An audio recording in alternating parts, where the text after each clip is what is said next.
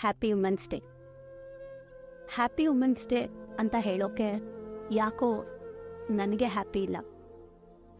ಯಾಕಂದರೆ ಪ್ರತಿ ಸಲ ನೋಡ್ತಾನೇ ಇದ್ದೀನಿ, ಎಲ್ಲರೂ ಯಾವುದೋ ವಾಟ್ಸಪ್ಪಲ್ಲೋ ಸ್ಟೇಟಸಲ್ಲೋ ನೋಡಿ ಆಮೇಲೆ ಗೊತ್ತಾಗತ್ತೆ ಇವತ್ತು ವುಮೆನ್ಸ್ ಡೇ ಅಂತ.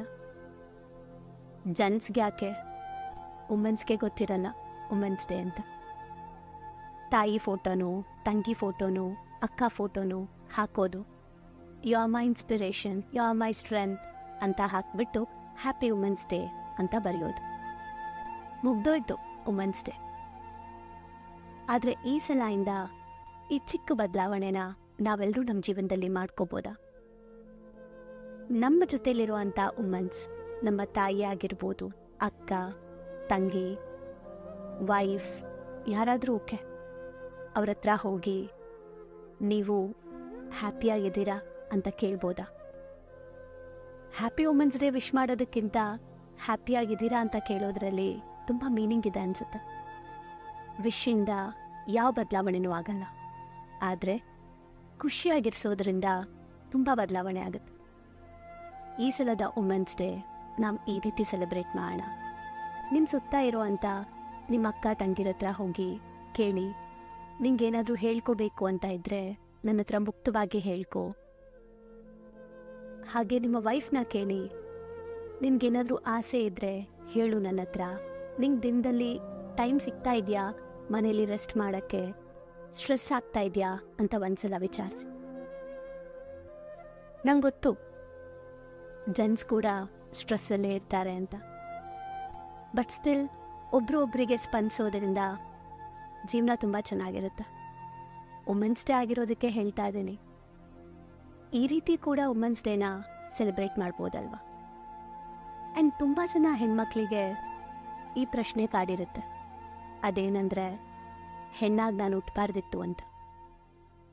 ಯಾಕೆ ಅಂದರೆ ಅಣ್ಣ ತಂಗಿ ಇರೋ ಮನೆಗಳಲ್ಲಿ, ಅಕ್ಕ ತಮ್ಮ ಇರೋ ಮನೆಗಳಲ್ಲಿ ಇದನ್ನು ಫೇಸ್ ಮಾಡಿರ್ತಾರೆ. ಅವನು ಹುಡುಗ ಎಷ್ಟೊತ್ತಿಗಾದರೂ ಬರಲಿ, ನೀನು ಬೇಗ ಬರಬೇಕು, ಸಂಜೆ ಹೊತ್ತು ಮಲಗಬಾರ್ದು, ಸಂಜೆ ಹೊತ್ತು ಆಚೆ ಹೋಗಬಾರ್ದು, ಆ ಬಟ್ಟೆ ಹಾಕ್ಕೋಬಾರ್ದು, ಈ ಬಟ್ಟೆ ಹಾಕ್ಕೋಬಾರ್ದು, ಅವ್ರ ಮುಂದೆ ಕೂತ್ಕೋಬಾರ್ದು, ಇವ್ರ ಮುಂದೆ ನಿಂತ್ಕೋಬಾರ್ದು, ಜೋರಾಗಿ ನಗಬಾರ್ದು, ಜೋರಾಗಿ ಅಳ್ಳೂಬಾರ್ದು, ಯಾರು ಕೆಲಸ ಮಾಡಿಲ್ಲ ಅಂದರೂ ಅದು ನಿನ್ನ ಕೆಲಸ, ನೀನು ಮಾಡಬೇಕು. ಈ ರೀತಿ ಪ್ರತಿ ಒಂದರಲ್ಲೂ ಕೂಡ ಒಂದು ಹೆಣ್ಣಿಗೆ ರಿಸ್ಟ್ರಿಕ್ಷನ್ಸ್ ಚಿಕ್ಕದ್ರಿಂದನೇ ಶುರುವಾಗ್ಬಿಡತ್ತೆ.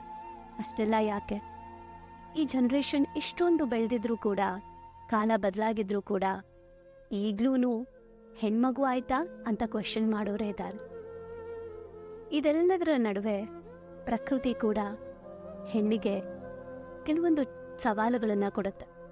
ಅದೇನು ಅಂದರೆ, ಫಸ್ಟ್ ಟೈಮ್ ಒಂದು ಹುಡುಗಿ ಮುಟ್ಟಾಗೋದು. ಮುಟ್ಟಾದಾಗ ಹಾರ್ಮೋನ್ ಇಂಬ್ಯಾಲೆನ್ಸ್ ಆಗುತ್ತೆ, ಮೆಂಟಲಿ ಸ್ಟ್ರೆಸ್ ಆಗುತ್ತೆ, ಫಿಸಿಕಲಿ ಪೇನ್ ಆಗುತ್ತೆ. ಇದೆಲ್ಲದ್ರನ್ನು ಅನುಭವಿಸೋದ್ರ ಜೊತೆಗೆ ಸಮಾಜದಿಂದ ಕೂಡ ಸಾಕಷ್ಟು ರೆಸ್ಟ್ರಿಕ್ಷನ್ಸ್ ಶುರುವಾಗತ್ತೆ.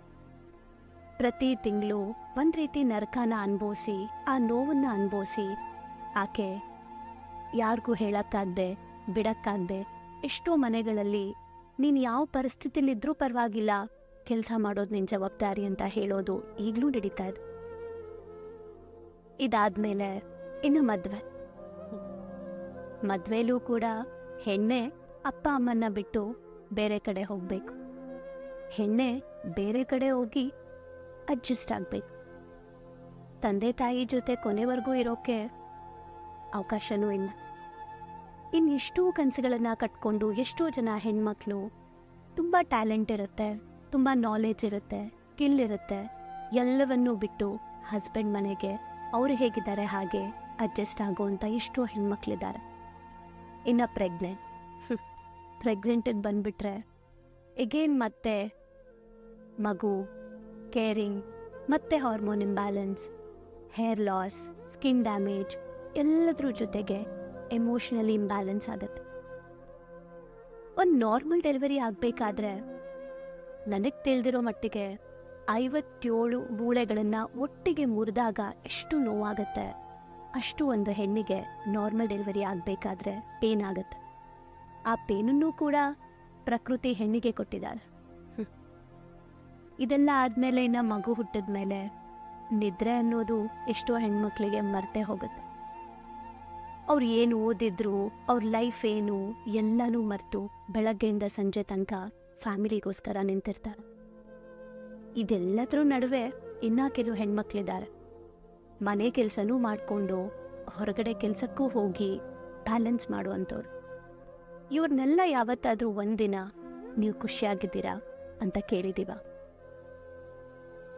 ಈ ಸಲ ವುಮೆನ್ಸ್ ಡೇನ ಹೀಗೂ ಸೆಲೆಬ್ರೇಟ್ ಮಾಡ್ಬೋದಲ್ವಾ? ಆದರೆ ಎಲ್ಲ ವುಮೆನ್ಸ್ಗೂ ನಾನು ಒಂದು ಮಾತು ಹೇಳಲಿಕ್ಕೆ ಇಷ್ಟಪಡ್ತೀನಿ. ಎಷ್ಟೋ ಜನ ಹೆಣ್ಮಕ್ಳಿಗೆ ಇವೆಲ್ಲ ಕಷ್ಟಗಳಿದ್ರೂ ಕೂಡ ಸಾಧನೆ ಮಾಡಿರೋರು ಕೂಡ ಹೆಣ್ಮಕ್ಳು ತುಂಬ ಜನ ಇದ್ದಾರೆ. ನಮ್ಮ ಸಾಮರ್ಥ್ಯ ನಮಗೆ ಗೊತ್ತಿಲ್ಲ ಅಷ್ಟೆ. ಹೊರಗಡೆ ಜನ ನಮಗೆ ಗೌರವ ಕೊಡಲಿ ಅಂತ ಅಂದ್ಕೊಳ್ಳೋದ್ರ ಬದಲು ನಾವೇ ನಮಗೆ ಮೊದಲು ಗೌರವ ಕೊಟ್ಕೋಬೇಕು. ಒಂದು ಹೆಣ್ಣು ಎಷ್ಟು ಖುಷಿಯಾಗಿರ್ತಾಳೆ, ಆ ಕುಟುಂಬ ಕೂಡ ಅಷ್ಟೇ ಖುಷಿಯಾಗಿರುತ್ತೆ. ಇದ್ರ ಜೊತೆಗೆ ನಿಮಗೆ ಕೊಡುವಂಥ ಫ್ರೀಡಮ್ ಅಂದರೆ ಎಷ್ಟೋ ಹೆಣ್ಮಕ್ಳಿಗೆ ಇವಾಗಿನ ಪೇರೆಂಟ್ಸ್, ಇವಾಗಿರುವಂಥ ಹಸ್ಬೆಂಡ್, ಕುಟುಂಬದಲ್ಲಿ ಫ್ರೀಡಮ್ ಸಿಗುತ್ತೆ. ಆ ಫ್ರೀಡಮ್ನ ಮಿಸ್ಯೂಸ್ ಮಾಡಿಕೊಳ್ಳದೆ ಅದನ್ನು ಉಳಿಸ್ಕೊಂಡು ಅದನ್ನು ಬೆಳೆಸ್ಕೊಂಡು ಕುಟುಂಬದ ಒಳ್ಳೆಯದಕ್ಕಾಗಿ, ನಮ್ಮ ಒಳ್ಳೆಯದಕ್ಕಾಗಿ ಬದುಕಿದ್ರೆ ಅದಕ್ಕಿಂತ ಬೆಸ್ಟ್ ವುಮೆನ್ಸ್ ಡೇ ಇನ್ನೊಂದಿರಲ್ಲ. ವರ್ಷಕ್ಕೊಂದ್ಸಲ ಸೆಲೆಬ್ರೇಟ್ ಮಾಡೋದ್ರ ಬದಲು ಪ್ರತಿದಿನ ಮಾಡ್ಬೋದು. ಸಾಧನೆ ಮಾಡಲೇಬೇಕಾಗಿಲ್ಲ, ನಾವು ಪ್ರತಿ ಕ್ಷಣ ಖುಷಿಯಾಗಿದ್ದರೆ ಅದೇ ದೊಡ್ಡ ಸಾಧನೆ. ಇವತ್ತಿಂದ ಈ ವುಮೆನ್ಸ್ ಡೇ ದಿನ ಹೋಗಿ ಕೇಳಿ ನೀವು ಹ್ಯಾಪಿಯಾಗಿದ್ದೀರಾ ಅಂತ, ನಿಮ್ಗೇನಾದರೂ ಬೇಕಾ ಅಂತ. ಈ ಒಂದು ಪ್ರೀತಿ ನಿಜವಾಗ್ಲೂ ವುಮೆನ್ಸ್ ಡೇ ಸೆಲೆಬ್ರೇಷನ್ ಮಾಡಿಸುತ್ತೆ. Thank you.